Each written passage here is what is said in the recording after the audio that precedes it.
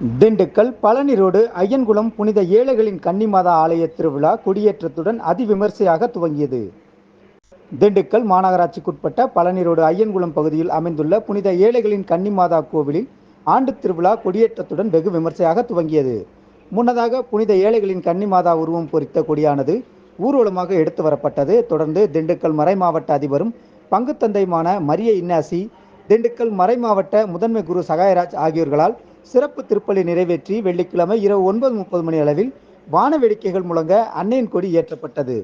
இதில் திண்டுக்கல் மாநகராட்சி மேயர் இளமதி ஜோதி பிரகாஷ், மண்டல தலைவர் பிலால் உசேன், மாமன்ற உறுப்பினர்கள் பானுப்பிரியா ஜெயராமன் மற்றும் மாரியம்மாள் கிருஷ்ணன் ஆகியோர் கலந்து கொண்டு சிறப்பித்தனர்.